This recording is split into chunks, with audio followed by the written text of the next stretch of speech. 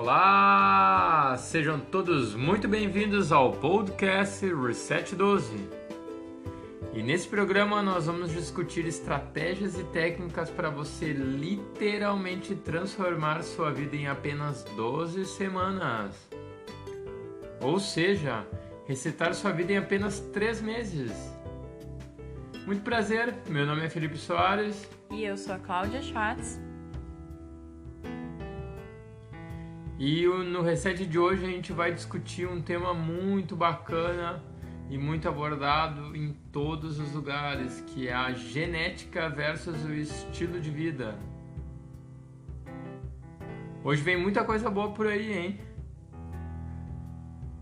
Mas espera aí, Clau, o que representa e qual é o impacto da genética na nossa saúde? E outra coisa, como é que o R12 pode contribuir para isso? Esse é um tema super importante. E eu começo falando sobre isso contando uma história. Opa! Sabe as abelhas? Sim, abelhinhas. As abelhas, elas têm um sistema organizacional muito forte, né, na colmeia delas. Então, toda colmeia tem uma abelha rainha e tem as abelhas operárias. Eu não sabia disso, mas eu achei isso super interessante, então eu resolvi trazer. Mas uma abelha operária, que é essas que a gente vê assim na rua, essas mais comuns, ela tem uma estimativa de vida de em torno de 3 semanas. Abelha operária, 3 semanas. Essas que voam por aí. E elas são estéreis. Puxa. Elas não colocam larvas, né? Não se reproduzem. Em compensação, toda colmeia tem a abelha rainha, né? Que é uma abelha que foi escolhida para que governasse, né? Para que ela fosse a gestora e a abelha mãe, né? De toda a colmeia. Tanto que a abelha rainha, ela vive até 3 anos.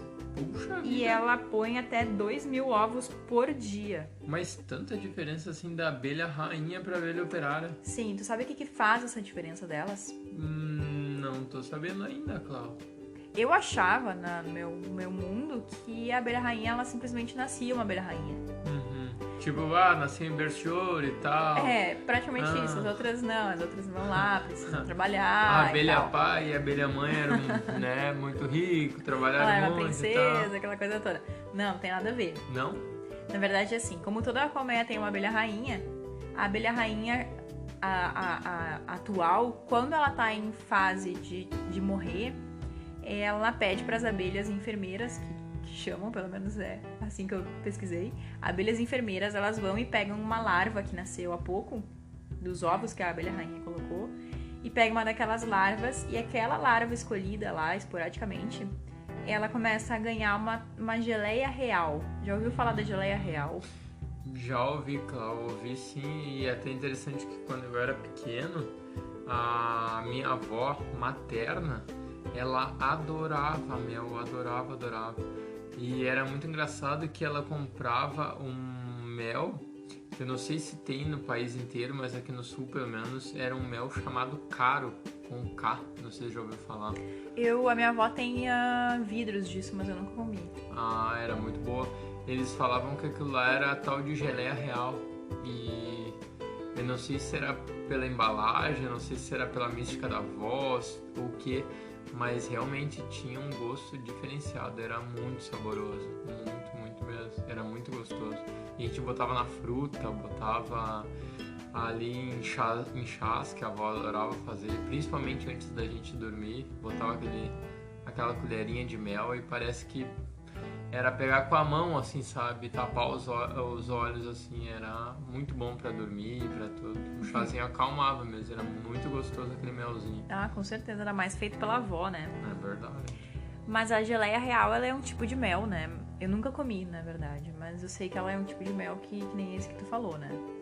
Mas essa abelha, essa larva, então, que é escolhida antes da abelha rainha falecer, a abelha principal, a larva ela começa a ser alimentada com essa geleia real, que é diferente do que as outras abelhas comem. As outras abelhas consomem o mel comum. A xepinha daí. As Pois abelhas normal é a xepinha. Então, quando a larva come essa geleia real, tem uma enzima que ela começa a ter uma expressão diferente. E essa expressão dessa enzima faz com que o código genético, enfim, da abelha mude e ela fica diferente, o organismo dela fica diferente das abelhas operárias. Tanto que a abelha rainha é maior e ela tem essa vivência por mais tempo, né? Imagina, de 3 anos para 3 semanas, é muita diferença. É muita diferença. Dela poder produzir tantas larvas por dia e as outras abelhas operárias não. Mas, claro, isso é no mundo das abelhas. Muitas pessoas perguntam, tá, e aí, isso é pra nós também? E o fato mais incrível é que sim, isso é pra nós também. É que, desculpa até que eu te atrapalhar, mas geralmente a gente tende a ver o mundo animal replicando pro mundo humano e o mundo humano pro mundo animal. E muitas vezes a gente se depara com questões assim que, até de invenções tecnológicas nossas, que os animais já produzem há muito tempo, né? Com certeza. Na verdade, eu acho que muitas coisas elas foram simplesmente impostas para nós, né? E a gente segue aquilo porque é questão de cultura, porque é questão de crença, porque dizem que isso tem que comer porque faz bem. E na real, tá, mas será que realmente faz bem? Será que isso realmente tem algum fundamento? Que é o que a gente normalmente já discute, né, nos nossos podcasts passados, né? A interferência que muitas vezes o marketing tem e a vontade de vender determinados produtos e criar uma dependência, que a gente tem uma dependência em determinados produtos. Quando, na verdade, quando a gente tem é como as abelhas, né? As abelhas comem o mel. E isso é o que faz é o alimento delas. E a gente também tem o nosso alimento, a gente só precisa redescobrir isso, né? É verdade. E até como tu bem disse antes, muitas vezes a genética, seja na abelha ou seja dentro do nosso código, ele é spoiler, né? E na verdade eu não sei se é bem assim, tu que vai nos falar, mas ele pode ser transformado, né? Ou por um alimento, ou por um estilo de vida, ou por determinados comportamentos que a gente tem ao longo, né, do nosso período de vida, né? Mas não significa que se os nossos pais ou nossos avós tiveram algo, que a gente necessariamente está fadado a ter e aquilo ali, ponto final, né? Sabe, eu acho que tu já ouviu, e eu acho que quem tá nos ouvindo também provavelmente já, mas sabe uma pessoa que fala, a minha família tem sobrepeso, então eu automaticamente tenho sobrepeso também, porque a minha genética é assim. Já ouviu isso? Eu, infelizmente, já ouvi, Cláudio. Já ouvi até mais próximo do que eu gostaria, assim. E provavelmente também já acreditou nisso. Muito provavelmente, em algum determinado momento, até porque em relação a sobrepeso, né, tinha uma mística muito grande, muito forte, de que, principalmente pelos avós em gerações anteriores, que se a gente estava magro é porque a gente estava desnutrido, estava, enfim, sem alguma coisa assim correta dentro da nossa alimentação e a gente necessitava cuidado. E já para avó e vô, enfim, e bisavós, se a gente estava um pouquinho mais gordo, a gente estava gordo, bonito, né, vistoso. Então, não que necessariamente gordura ou magreza seja sinônimo de saúde, não é isso.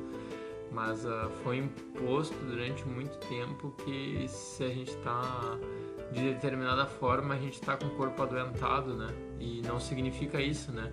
Muitas vezes a parte final, que é o que a gente vê um do outro, é só um reflexo de algo que tem lá dentro, né? Que pode ser que esteja bom ou não tão bom, né?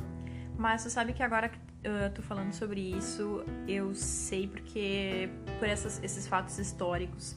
Mas se a gente voltar na história, lá pra época que ainda tinha monarquia, que ainda tinha os plebeus e os reis, num determinado momento, principalmente na Europa, eu sei que aconteceu isso, a gente até consegue ver naquelas pinturas que tinham as pessoas mais ricas, as pessoas mais bem abastadas, assim, isso, né, as que tinham mais tudo, posses, né, que faziam parte desse clã, elas eram mais gordinhas, né? Uhum. E elas tinham um aspecto também, assim, mais talvez não saudável. E os plebeus, como eles eram os que trabalhavam, os que precisavam estar ali movimentando o reino, eles comiam mais alimentos que eram mais fáceis e não eram também tão caros. Os alimentos caros e mais escassos eram passados para a corte. Em contrapartida, as pessoas que comiam esses alimentos mais ricos em gordura, enfim, mais, por exemplo, carnes, mais queijos, mais alimentos que eram considerados na época mais caros, ficavam para as pessoas mais ricas, mas elas também estavam começando a engordar e perder saúde. Tanto que a estimativa de vida naquela época para a corte era baixíssima, era em torno de 30 a 40 anos no máximo. Nossa. Em contrapartida para os chamados plebeus, que consumiam mais grãos integrais, mais frutas, mais verduras, mais legumes, que era o que tinha nas plantações, eles tinham uma estimativa de vida muito maior, uma qualidade de vida também maior, e eles vinham a ser mais magros por conta do estilo de vida deles. Tanto que eu nem sei, na verdade, não consigo me lembrar o nome, mas vamos ver se tu te lembra, mas é um prato francês que é o fígado, acho que do pato, que é engordado e não sei o quê. Tu sabe como é que é esse? Eu já ouvi falar, só não tô... Mas vai vir o nome do prato. Ele foi criado para suprir a vontade de uma pessoa da corte. Se não me engano, acho que é da França, inclusive, né? O prato é francês. Mas ele veio para suprir essa vontade, né? Essa necessidade da corte. E ele foi, então, transformado para ser um alimento de corte. Nossa, eu acho que eu lembrei que, salvo engano, é o foie gras. Isso aí. Eu não sei bem a pronúncia, mas eu acho que é não alguma coisa assim nesse sentido. Mas ele é do fígado, né? Isso, Fígado gorduroso. Isso, do fígado, isso, exatamente. E acho que era de pato e de ganso também, né? Acho que era das duas espécies, né? E até a forma como eles fazem isso, eles ainda fazem isso, né? Um prato que ainda é forte na cultura. Uma forma bem horrível, assim, né? Mas não é o caso da gente entrar em detalhes agora, mas é algo que pro animal é muito degradante, né? Porque eles forçam, né, o animal a comer, assim, até exaustão, né? E, enfim... Nem tu comentou, acho que não vem o caso agora, né? Mas é uma prática muito, muito complicada, né? E um outro exemplo pra gente entrar mais a fundo de como o nosso estilo de vida ele consegue mudar, alterar a nossa genética, o nosso DNA, se dá por estudos de migração. Que são estudos que analisam culturas e povos que migram de lugares, né, lugares da região de onde eles são para outras regiões. Hoje a gente já vive num mundo muito mais ocidentalizado, né? A Ásia antes não tinha essa cultura tão forte ocidental e hoje na Ásia a gente já encontra vários McDonald's, por exemplo, que são oriundos dos Estados Unidos. Então esse mix hoje a gente já não consegue mais ver com tanta clareza. Mas antes, lá por 1950, eram feitos estudos de migração, que são estudos que eles pegavam, por exemplo, os japoneses e analisavam o estilo de vida deles, dos japoneses que moravam no Japão e que tinham o estilo de vida dos antepassados. O Japão, hoje, de novo, já é um país que já está um pouco mais ocidentalizado, mas nas regiões rurais eles têm uma alimentação que é basicamente plant-based, né? Que é o que a gente acredita. E desculpa, Cláudio, só te interrompendo, mas para quem ainda não sabe o que é uma alimentação plant-based? Uma alimentação plant-based é uma alimentação onde a base da nossa alimentação é de frutas, legumes, verduras, hortaliças, feijões, grãos integrais, de realmente alimento de verdade, mas alimento que tenha vida, alimento que tenha pouco índice de gordura, pouco sal acrescentado. Então é uma alimentação mais natural e é uma alimentação que ela, principalmente nos povos asiáticos, ela já era muito forte. Tanto que tem um estudo que chama The China Study, que é um estudo da China, que eles conseguiram mapear na China, começou nos anos 70, eles conseguiram mapear na China regiões onde eles tinham esse tipo de alimentação e onde índices de câncer eram de praticamente zero. Tinham regiões que as pessoas, as mulheres, não tinham câncer de mama. E aquela região, conforme eles foram mapeando e conforme foram analisando com o passar do tempo, eles viram que aquelas regiões elas foram se ocidentalizando, as pessoas foram mudando a alimentação delas e os índices de câncer começaram a aparecer por conta das alterações no estilo de vida, principalmente na alimentação. Caramba. E tu sabe, Clau, que agora tu mencionando isso daí, me veio um fato na minha cabeça, que eu não sei mais ou menos por essa idade, nada muito exato assim, até porque já faz um tempo, mas por volta dos 65, 66 anos, a minha avó materna, ela foi diagnosticada com câncer de mama. E o médico, na época, na minha opinião, assim, até de uma forma um pouco aquém do que eu acho que deveria ser, mas ele informou para ela que ela teria apenas 6 meses de vida depois dessa descoberta. E eu me lembro que teve uma comoção e tal, por parte da avó mesmo, por parte das pessoas mais próximas, né? E foi engraçado porque aquilo ali em primeiro momento era uma notícia, claro, nada boa, nada agradável e foi difícil de lidar com ela, mas a avó levou de uma forma tão, pode ser assim dizer, leve e transformadora, que ela não encarou aquilo ali como algo dela. Porque eu lembro que ela tinha sempre a hortinha dela, ela plantava as coisas dela, plantava as hortaliças, plantava, enfim, uma série de coisas no pátio. E ela era a pessoa responsável pela confecção da comida, né? E ela sempre fazia com muito amor, com muita vontade, com muita entrega. Então ela colocava muitas coisas boas, muitos temperos bons, né, naquela comida.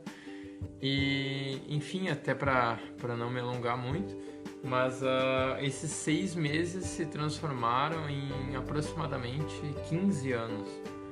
Então, dentro do estilo de vida dela, a genética ela teve uma participação ali de não sei de quantos por cento, mas foi, na minha opinião, foi pequena, porque ela, através dos hábitos dela, tanto os hábitos físicos propriamente dito, assim, alimentação, repouso, enfim, etc.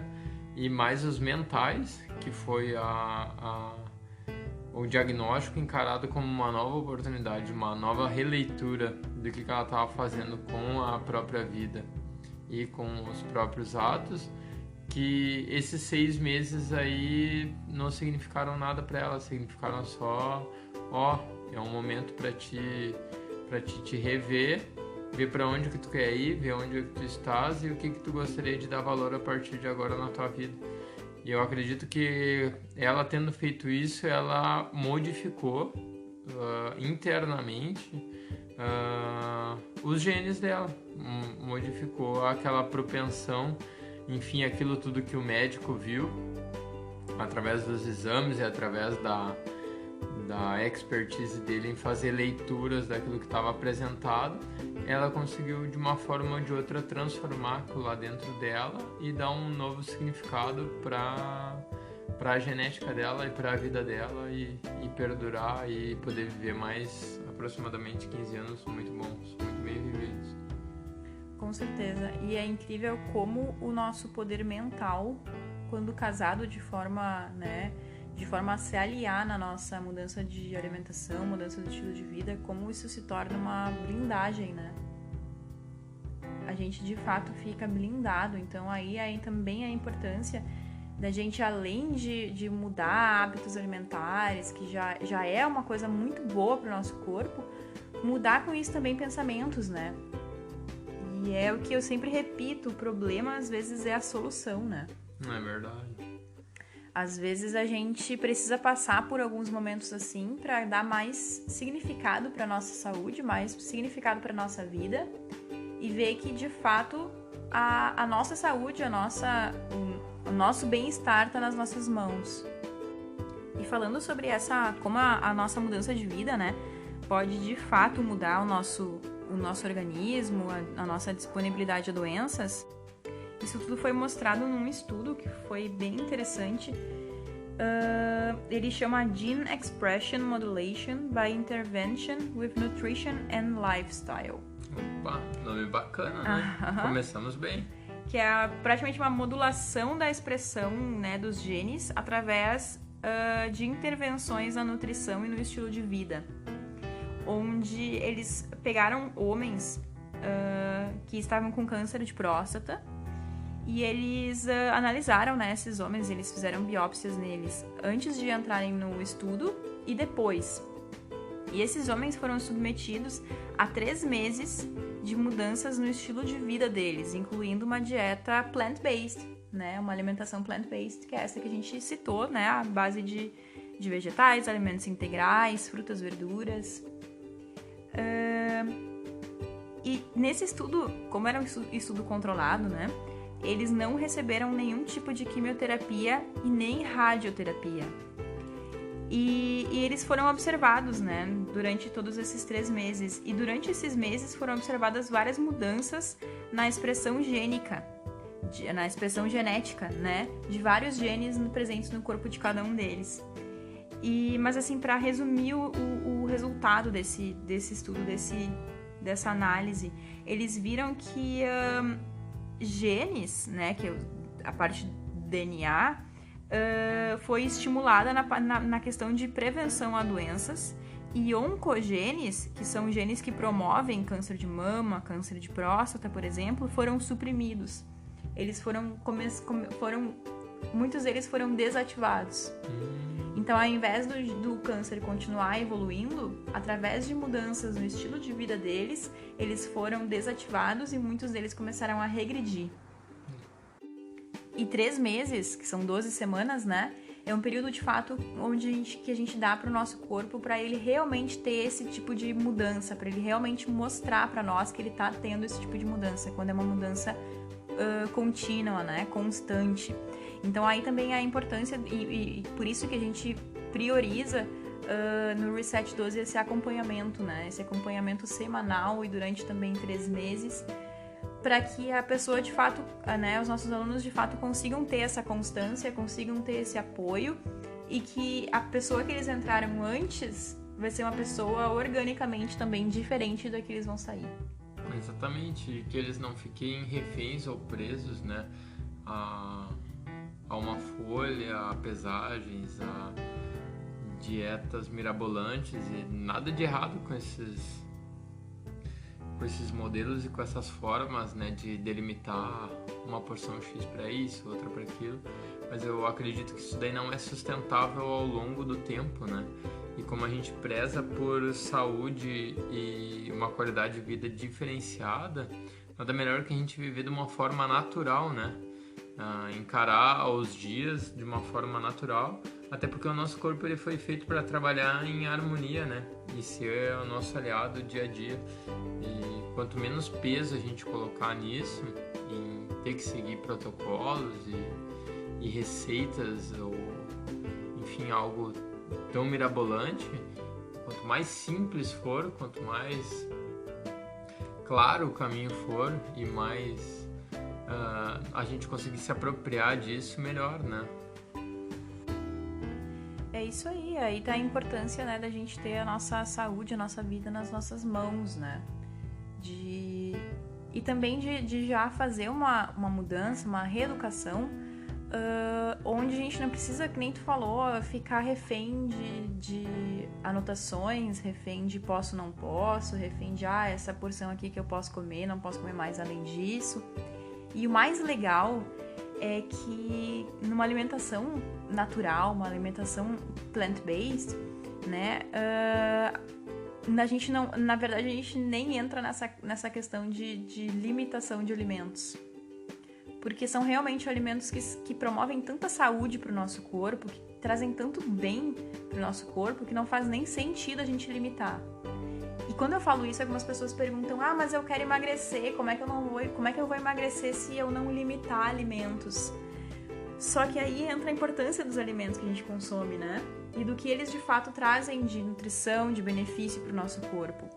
Porque pessoas que, quando elas mudam a alimentação delas, quando o corpo delas está precisando emagrecer, o emagrecimento é algo que acontece logo. É uma das primeiras coisas que a gente percebe fisicamente. E o melhor disso é que o emagrecimento ele não vem simplesmente por uma loucura que tu tá fazendo e tu tá emagrecendo por conta disso. Não. Tu tá emagrecendo e tu também tá fazendo um bem enorme pro teu corpo. O que é muito preocupante é que hoje a gente vê algumas dietas mirabolantes de isso pode, isso não pode, isso aqui tu corta. Saiu a lua, come. Saiu o sol, come. Exato. Só toma água num dia. Ou só come X alimento lá e deixa os outros. Exatamente. E eu acompanho isso, por exemplo, nos Estados Unidos, que tem umas dietas que são mais fortes lá e que estão ficando fortes aqui também. Que as pessoas, quando elas começam a seguir 1 ano, 2 anos aquela dieta, elas agora estão começando a entrar no seguro saúde dos Estados Unidos com problema de diabetes, com pressão alta, com problemas cardíacos, mas justamente porque eles estavam privando o corpo deles de alimentos que são importantíssimos para a saúde deles, cheios de fibra, e a gente sabe cada vez mais quão importante é a fibra para o nosso corpo. A fibra antes ela era dada como ela é só um veículo para que a gente vá fazer até as fezes diárias, mas não, as fibras elas alimentam todas as bactérias boas que tem no nosso intestino. Elas garantem a saúde do nosso intestino, e o intestino hoje é sabido que é o nosso segundo cérebro. E não só o nosso segundo cérebro, mas ele tem uma função muito ligada ao nosso coração, alimentos que realmente ajudam as nossas veias, para que a gente não desenvolva pressão alta, para que a gente desenvolva um coração cada vez mais saudável, um coração de herói. Então, aí está a importância da gente fazer algo que de fato seja de acordo com a nossa natureza.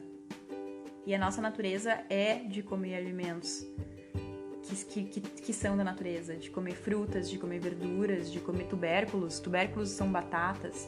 A batata hoje ela é um alimento que para muitas pessoas, não, tu não pode comer porque ela é um carboidrato. Ela é um carboidrato, mas a gente precisa de carboidrato. É o carboidrato que dá energia para as nossas células. No momento que a gente priva o carboidrato da nossa alimentação, o nosso corpo ele entra em deficiência nesse sentido e ele começa a pegar das proteínas o carboidrato que ele precisaria. E a proteína não foi feita, ela não é no nosso corpo um caminho para gerar energia. Ela está sendo então usada de uma forma errada. Só que, claro, qualquer alteração que a gente faça na nossa alimentação, quando a gente para de comer alimentos processados, quando a gente diminui determinados alimentos, farinhas brancas, é óbvio que a gente emagrece. Qualquer pessoa emagrece. E qualquer pessoa emagrece também quando tem uma deficiência calórica, quando tem uma deficiência de alimentos. Então, também vai emagrecer. Então, aí, essa é uma mensagem muito importante que eu gostaria de frisar, é que o emagrecimento é saudável, ele é bom, ele é preciso. Só que o emagrecimento correto. Emagrecer só por emagrecer e fazendo loucuras com a alimentação é o caminho errado. Tu provavelmente vai emagrecer, mas tu vai gerar muitas coisas não boas pro teu corpo. Então o melhor é a gente poder casar isso tudo, né? Casar a saúde orgânica, a saúde pros nossos órgãos, junto com o emagrecimento. E deixar o emagrecimento como um efeito assim, como é que a gente pode dizer?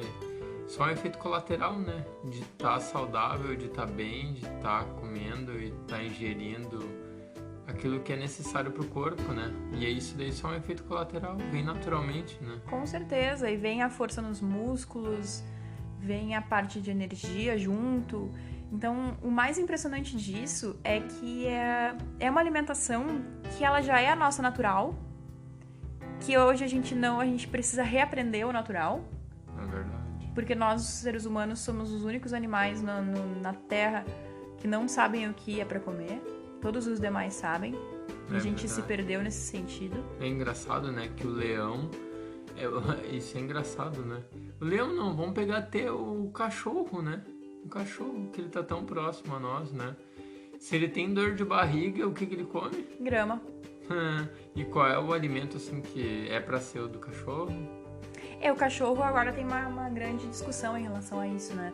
Porque o cachorro, ele também já tá passando por tantas mutações genéticas, ele tá ficando cada vez mais humanizado, eu não diria, mas ele tá pegando muitas características já nossas, né? Foi domesticado, né? E antes, claro, ele vem de uma linhagem lá de lobos, os lobos eram carnívoros e tudo mais. Mas hoje já se estuda uma alteração também no organismo dos cachorros, né? Dizendo que eles também não têm mais tanta necessidade de carne como tinham quando eram lobos. Mas também devido um pouco à alimentação deles, né? Com certeza, a modificação que tem, né? Tanto que se tu pega uma ração de cachorro, se tu vai ler o que tem ali, tem grãos e tem coisas que um lobo nunca teria acesso. Uhum. É verdade. A natureza, ela tem uma inteligência, né? Ela tem uma inteligência, só a gente precisa aprender a talvez não interferir da forma como a gente interfere, né? Se a gente simplesmente... É como na questão da abelha, né? Imagina o que aconteceria se a gente fosse lá, interferisse e começasse a dar a geleia real para as abelhas operárias. É verdade, ia estragar, ia comprometer o ciclo aquele, né? Exatamente, as abelhas já são animais tão frágeis, e a gente ia simplesmente mudar o ciclo delas, mudar o que é a ordem delas lá, e a gente ia causar um desequilíbrio. É verdade, pô. É verdade. E em relação, assim, à contribuição ou percentual, vamos supor que fosse possível a gente colocar um percentual de o quanto que a genética influencia na nossa vida e o quanto que o estilo de vida influencia na nossa vida. O que tu poderia nos dizer, assim, Cláudio, dentro dessa relação? O que tu acredita que contribua mais e o que faz mais diferença, assim, pra gente ter uma vida realmente que a gente queira ter e que o nosso corpo e a nossa mente faça aquilo que a gente nos leve para onde a gente gostaria de ir? Segundo estudos, né, segundo análises, não é um número meu, é um número com embasamento científico, a mudança no nosso estilo de vida, na nossa alimentação, tem uma interferência de 80% a 90% no desenvolvimento de doenças. O 80% restante... a 90%? Exatamente. O restante disso se dá pela nossa carga genética. Caramba. Então eu não digo que a carga genética não seja importante, ela é, mas ela consegue ser minimizada. O que se percebe é que não é necessariamente a genética que faz com que uma doença perdure na família. É que o estilo de vida perdura na família. Então aquela crença de, meus avós comiam tal alimento e tal. Sim, mas os avós, será que eles não faleceram de doença cardíaca porque eles comiam esse alimento? Tu quer continuar dessa forma e desenvolver essa mesma doença? Ou talvez tu quer mudar algumas coisas simplesmente na tua alimentação, no teu estilo de vida, que vai te levar a uma vida lá no futuro diferente. Pegar o que eles faziam de certo, de bom, de bacana, Exato. Replicar, e o que não era tão legal, anular, né? Exatamente, por isso que eu sei que a palavra mudança, às vezes, ela parece até trabalhosa, né? Mas, na verdade, ninguém come... Quer dizer, tem pessoas que sim, mas na maior parte das pessoas, que nem nós aqui no Brasil, a gente já tem o prato que é um prato maravilhoso, que é o arroz e feijão. Arroz e feijão. Esse é meu prato favorito, arroz e feijão. Então, se a gente simplesmente fazer algumas mudanças, né, na alimentação... A gente já falou de arroz e feijão aqui, hein? Já falamos. Acho que tá lá no início, né? Um dos primeiros podcasts que a gente fez. Que vontade de comer arrozinho e feijão. Ó, daqui a pouco depois, né? Mas, por exemplo, se a gente pegar o arroz e feijão, que é a base da nossa alimentação, né? E simplesmente mudar algumas coisas. São pequenas mudanças, mas que elas precisam ser feitas. E essas pequenas mudanças, esse pequeno curso vai fazer a gente chegar no lugar que a gente quer chegar. É que nem, por exemplo, um avião. Quando o avião tá em voo cruzeiro, que é aquele voo contínuo, quando ele atinge uma determinada altura, uma determinada altitude, ele entra em voo cruzeiro, que ele mantém uma mesma velocidade, enfim... porque ele tem lá a altura necessária para conseguir manter... Aí entra nessa parte de física. Exato. Se o piloto decide que ele quer virar um ângulo, mesmo que seja um ângulo muito sutil, no final do voo, ele, ao invés de terminar na Alemanha, ele pode terminar em Portugal. E Portugal e Alemanha são próximos? Não, eles têm uma distância. Tem uma distância, né? Simplesmente, mesmo que a gente pense, mas é só uma mudança na rota, mas essa mudança na rota, no final, ela pode chegar num caminho que é bem diferente do que a gente procura. Ao longo do tempo, né? Exatamente. E é esse mesmo exemplo que a gente faz com a nossa alimentação. Uma pequena mudança que hoje ela pode parecer pequenininha, no final, lá quando a gente estiver lá, já na nossa idade mais pro futuro, independente da idade que a pessoa esteja hoje, a pessoa que está nos ouvindo hoje, quando ela vai contar daqui a 5, daqui a 10 anos, essa pequena mudança de rota pode nos levar para uma vida muito mais longa, feliz e com uma melhor qualidade de vida, ou para algum outro caminho. Legal, cara. Sabe que eu lembrei agora de uma coisa, eu vou compartilhar isso, eu acho que não tem problema nenhum, até porque tá só eu e tu aqui, né? E mais, eu acho, 2 ou 3 malucos aí que nos ouvem, né? Então não tem problema.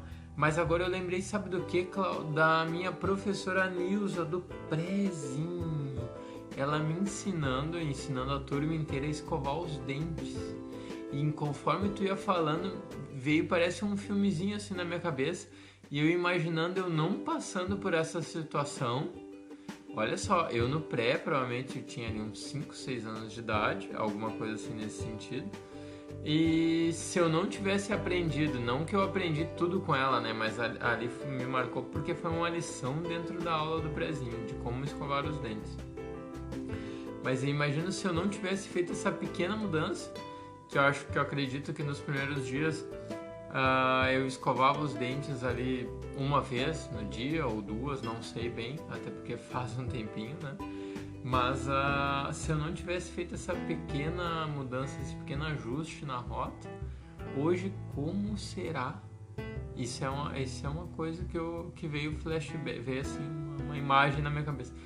Como será que estariam meus dentes agora, sem escovar os dentes? Ou sem ter aprendido a como escovar os dentes, ou nunca ter escovado os dentes. Um ajuste, só um detalhezinho na rota. Tu provavelmente estaria te arrependendo de não ter começado antes. Provavelmente, né? Ia estar banguela ou tá com uma chapa, alguma coisa, nos altos dos 33 anos, sem dente na boca, ou dente podre, cariado, né? Estrupiado, com a moral lá embaixo. Que doido, né? Isso daí foi uma liçãozinha com 5, 6 anos de idade. Mas sabe que agora eu tô falando em dente? Sabia que na saúde dos nossos dentes também tá ligado à nossa alimentação? É mesmo, Cláudio? Óbvio, né? E hoje a gente sabe que o açúcar, né? Já é uma coisa que é bem batida, que o açúcar lá... O dentista fala, não coma açúcar, que o açúcar dá cárie.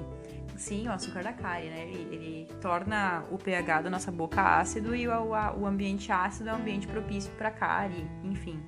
Mas também tem outros alimentos, por exemplo, gorduras e tudo mais, que também causam esse mesmo problema nos nossos dentes. E já tem alimentos que causam muita saúde, que trazem muita saúde para nossos dentes.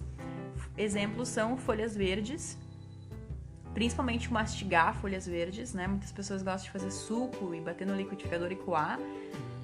Não é a melhor forma de consumir. A melhor forma é sempre a gente pegar o alimento e mastigar ele, e mastigar bem, e romper as fibras, que são as folhas têm muitas fibras. Então romper bem aquelas fibras e fazer toda aquela, né, aquela mastigação com consciência. E tem também um super alimento, um chá, na verdade, que é o meu queridinho, que é o chá verde. Porque ele tem... Se a gente fizer um podcast só de chá verde, a gente vai ter muito pano pra manga também. Mas o chá verde, ele já foi analisado, inclusive, nos laboratórios, como uma comparação ao enxaguante bucal. E o enxaguante, tu diz esses aí que a gente... esses comuns de mercado, né? Esses que a gente compra, assim, de mercado lá, que infelizmente tem álcool, que já não é uma coisa assim tão boa, né? Mas simplesmente o chá verde, como enxaguante bucal, ele teve uma ação, ele matou bactérias tão bem quanto o enxaguante bucal. Fora que ele faz muitas outras coisas maravilhosas no nosso corpo, né?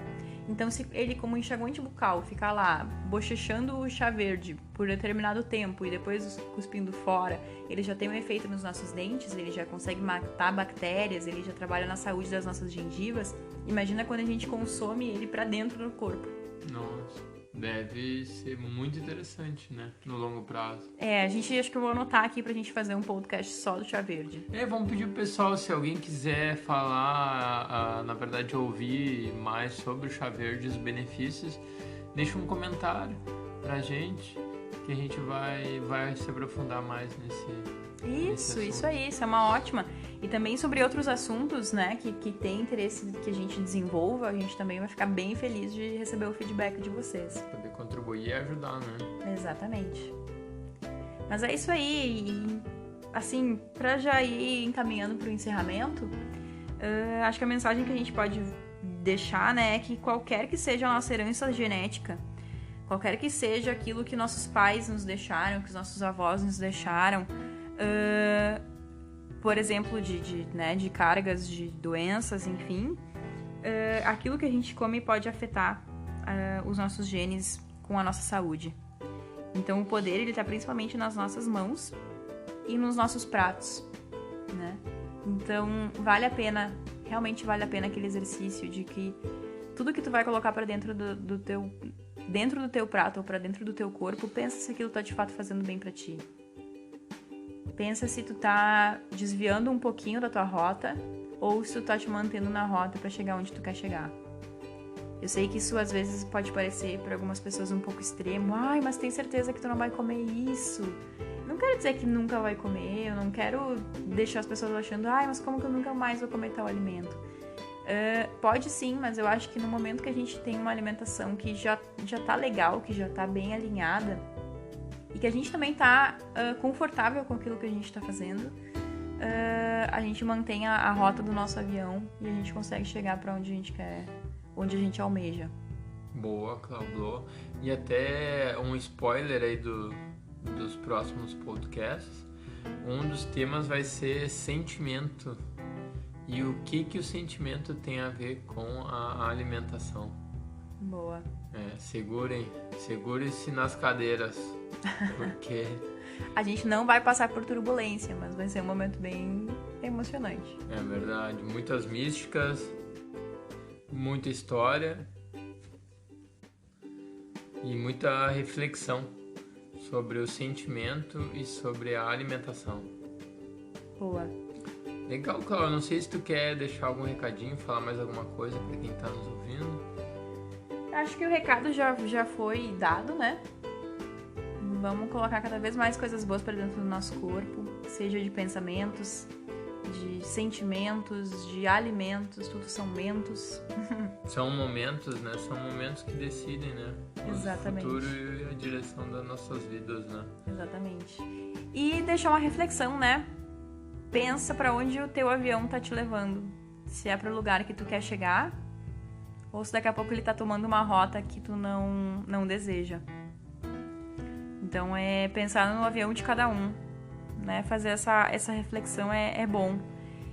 E é uma reflexão também interessante de fazer vez ou outra, né? Não só uma vez, mas repensar, né? Será que meu avião tá me levando para onde eu quero ir? Será que eu quero ir pra praia e ele tá me levando pro campo? É verdade. Às vezes a velocidade e a direção influenciam demais, né, Cláudio? Que legal. Muito obrigado, Cláudio, pela participação e pelo esse bate-papo de hoje, por trazer tanto conteúdo legal, de valor e com significância para nossa vida. E hoje as tags que ficam hashtag estilo de vida, hashtag chá verde, hashtag herança genética, hashtag saúde no prato e hashtag fica na rota. Boa, fica na rota. É isso aí, Cláudio. Obrigado. Um grande beijo para todo mundo, um abraço, fiquem com Deus e aproveitem. Boa, é isso aí, galera. Um beijão e nos vemos no próximo podcast.